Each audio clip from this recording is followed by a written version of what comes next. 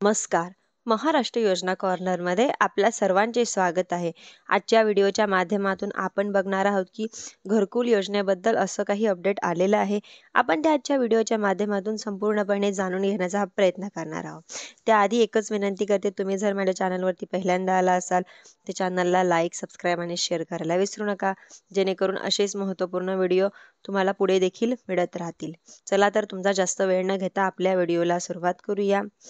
आपण सर्वांना माहिती आहे की घरकुल योजनेचा हा पहिला हप्ता वितरित केला गेलेला आहे आणि दुसरा जो हप्ता आहे तो कधी वितरित केला जाणार आहे व कधी कोणत्या तारखेला वितरित केला जाणार आहे हे आपण आजच्या व्हिडिओच्या माध्यमातून जाणून घेण्याचा प्रयत्न करणार आहोत.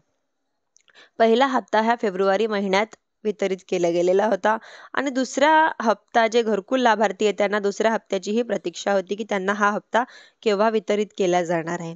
तर या घरकुलचा हा जो हप्ते मिळणार आहे हे सगळ्याच योजनांसाठी लागू आहे, जसं की प्रधानमंत्री आवास योजना, पारधी आवास योजना, शबरी आवास, हे जे सगळे घरकुल योजना आहेत त्या घरकुल योजनांसाठी सर्व काही हे यांचा लाभ मिळणार आहे व 50,000 रुपये वाढीव अनुदान मिळणार आहे, म्हणजेच की 2,10,000 रुपये त्यांना या ठिकाणी अनुदान हे मिळणार आहे.